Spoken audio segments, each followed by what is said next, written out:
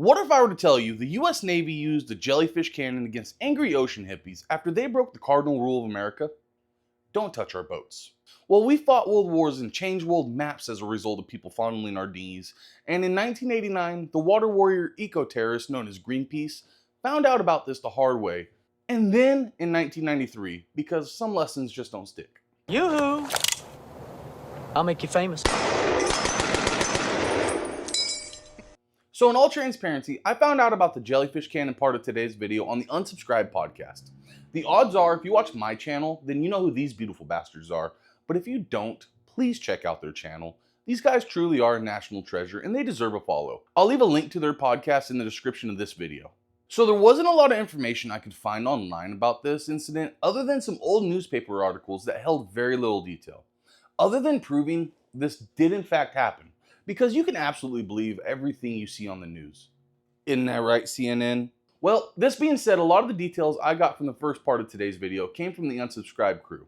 However, this story sent me down a deep rabbit hole, reminding me why you should, again, never touch America's boats. Now that I've gave the fellas on the unsub their flowers, it's time to get back to the video. Protesters, known for blocking traffic and first responders, being directly linked to the deaths of people waiting for medical treatment, to throwing SpaghettiOs on priceless works of art, destroying cultural history, all in the protest of fossil fuels. However, despite their name, one group stands above the rest when it comes to river riots and oceanic objections. GreenPeace. A cult with marine life at the center of the religion. Kind of think Whale Wars and the Sea Shepherd, only more. Created in 1970, the founding flower power protesters included Motorhead frontman Lemmy Kilmister lookalike Bob Hunter, another fellow named Bob McTaggart, along with the ultimate tie-dye power couple, Dorothy and Irving Stowe. Their mission statement is to protect the Earth's ability to support all life, but they say the road to hell is paved with good intentions. Hippies and tree huggers have an innate ability to do the exact opposite of what they claim to do. You want to save a bird? Stop the lumber companies from logging timber. Well, congratulations, numbnuts. You just created a domino effect. By eliminating the lumber companies' ability to remove the timber, you took away their incentive to replant the next generation of lumber, along with the reason to manage the deadfall and undergrowth. Well, guess what? In 1 or 2 hot, dry summers later, you're going to have a tinderbox, and now the fires are going to destroy the same habitat you tried to save, you fucking idiot. Even Greenpeace's website reads like if the Taliban wrote it. It's a great day to die. Plan B was me, aka the Canadian SVEST guy, or my personal favorite, how to jump in front of a destroyer. However, for the USS Flying Fish, they weren't just trying to jump in front of a submarine, they were trying to jump on it. The USS Flying Fish was a Sturgeon-class attack submarine created by General Dynamics, first seen in the high seas April 29, 1970. With a service life running around 600,000 miles, she had quite the impressive career. 7 years to the day after her commission, the submarine became the 10th to surface the ice of the North Pole. And in April of '81, she provided security to the first space shuttle launch, the STS-1. However, its greatest accomplishment would come on Tuesday, July 13, 1993, when the submarine was docked off the coast of Norfolk, Virginia, while under maintenance. That year, the Virginia coastline was dealing with red tide, a toxic algae bloom with, as the name says, a red coloration. Well, when there's an abundance of food, the food chain does what it does, attracting fish to a buffet. Well, jellyfish also feed on algae and plankton. Well, that being said, if you went swimming that year, you were going to have a bad time due to the plethora of brainless jelly bags. The attack started around 8:30 a.m. when 15 terrorists loaded into 4 Zodiac boats, making a beeline straight for Pier 22 at the naval base where the sub was docked at. Seeing the irregularity on the water, the Coast Guard and Navy were already alerted to what was coming. A briny barrage of soy boys on their way to storm the submarine. However, these 4 boats were just a decoy, meant to take authorities astray. I was in the bathroom, the hut and the kiosk. Decoys, Lois, decoys! After laying and waiting for hours, 4 more Zodiac boats seemingly popped out of nowhere. Unaware of their impending doom, these 4 new boats headed straight towards the Flying Fish. So I don't know if you know this or not, but you just can't go up to a naval vessel. They tend to frown on that one. Some people might think you're attacking it no matter how peaceful you claim to be. As the call hit the radio about 4 crap canoes rowing their way over, the sailors started to raid the armory. They armed themselves with rifles, pistols, and shotguns, not knowing who was leading the sailboat strike. But the only thing they did know was whoever was stupid enough to try to invade their submarine was about to get their asses kicked. As the glorified rafts got closer, the men of the Flying Fish could see a Greenpeace banner being flown. So they figured this wasn't Chinese or the Russians. These were just some dirty hippies. So they started to bucket brigade their guns back to the armory, trading their gunpowder and lead for manpower and hand tools. Only 2 sailors kept their rifles, given orders not to let anybody into the sub. The rest of the crew, however, were armed with hammers, wrenches, and pipes. They were gathered on the deck and ready for whatever protesters had planned. While on approach, one Zodiac rammed the submarine, dropping off its communist crew in the process. As the Oceanic terrorists started to climb onto the sub, it soon became very evident that these 130-pound string beans were about to get crumpled under the weight of American sailor beefcake. We'll break down this fight from tip to butt of the boat. Starting at the bow of the sub, the first deep-sea dipshit to start climbing the side of the sub was greeted by a sailor breaking his hand with a solid stomp, immediately followed by a swift kick to the nose. This hippie fell into the cloud of jellyfish right under the waterline. The next contender to climb up the bow of the sub was just a Karen who wanted to speak to the submarine's manager. Instead, she was met by a sailor yelling catch, throwing a 50-pound bag of sand at her.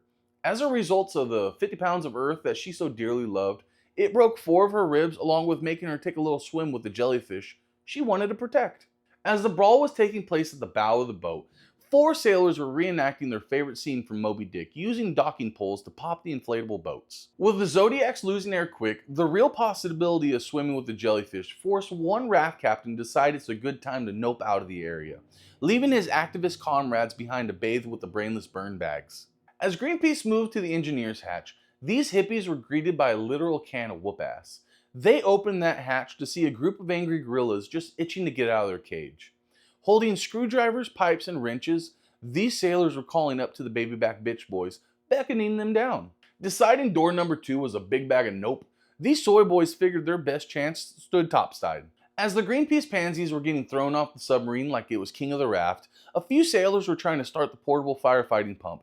The intake of that pump sucks in water, right? Well, guess what? The hose of that pump was directly being fed from that cloud of wonderful jellyfish. The fire hose started spraying blended jellyfish water at a knock you on your ass rate of 250 gallons per minute. At that moment, the Navy had created the world's first jellyfish cannon, and it just warms my heart to know that it was first used on ocean hippies. As the men started to fire their pump of pain, they began knocking off protesters at point-blank range of around 3 feet. The sailors proceeded to pressure wash the protesters off their decks one by one, sending each of them into the ocean of ouchies. At this point, a protester in one of the sinking Zodiacs started yelling to a bullhorn about how this was a peaceful protest. Whatever happened to It's a Good Day to Die, fellas? Anyway, the men in charge of the hose of horrors didn't like the crap coming from the protester's mouth, so he decided to clean it up, aiming the fire hose of fury directly at the men's bullhorn, breaking his nose with yeeted jellyfish. As the action simmered down, the Coast Guard and police began fishing protesters out of their prisons of pain like the cops were bobbing for vegans. With the end score being 13 Greenpeace pansies being treated for jellyfish stings and more black eyes than the domestic violence conference, I think the sailors won, because on their end, one was treated for a twisted ankle, one sailor lost his glasses, and my personal favorite, one sailor jammed his wrist from pummeling protesters. Yeah, I think the sailors won. In the end, no charges were pressed against the protesters because the ass whooping was punishment enough. However, this wasn't the first time Greenpeace got their asses whooped by the world's largest navy.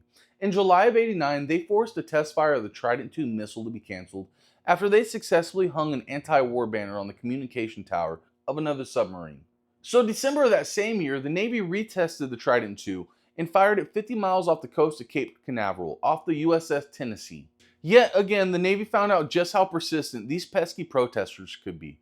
Greenpeace tried to follow the Tennessee to the missile site. However, the boat was a child's toy compared to the naval support ship, the USS Grasp, that had blocked Greenpeace's path to the Trident II. At 7 a.m., Greenpeace had refused multiple warnings to vacate the area, so the USNS Grasp began ramming the port side of the protesters' tugboat. After being hit 8 times, a 3-foot hole above the waterline slowly caused the boat to take on water. The hippies, though, afraid years of hard-earned dirt and filth would be washed away with nature's salt bath, began plugging that hole with their mattresses. With the holes in the hull, Greenpeace was persistent with stopping the $3 billion Trident from taking off. There are 3 things Uncle Sam hates in this world: people touching his boats, people touching his money, and terrorists. Well, guess what? Greenpeace just hit the trifecta. The sailors from the Grasp started spraying water cannons at the main tugboat, filling the engine and exhaust, disabling it. With nowhere to go, the tugboat released 2 Zodiac boats to finish their job. However, divers were soon dispatched to completely disable the tugboat by cutting its fuel lines. Soon the water cannons had drowned out the Zodiacs, leaving them inoperable too. At that time, a second naval ship, the Kitty-Walk, rammed to the starboard side of the tugboat, sandwiching the craft between 2 naval vessels, effectively bringing this briny protest to an end. GreenPeace was quoted saying, "Had our vessel belonged to a foreign nation, this would have been an act of war." Listen here, fuckface. You and your tree-humping friends are eco-terrorists. Learn our golden rule. Don't fondle our dinghies and don't touch our boats. I've said it before and I'll say it again. Eco-terrorists habitually make problems worse for both human and nature by sticking their nose where it doesn't belong. If you're not an eco-terrorist and you enjoyed my video on the Navy's Jellyfish cannon, then please leave a like, comment, share, and subscribe. And until next time, see you beautiful bastards in the next video. Yoo-hoo! I'll make you famous.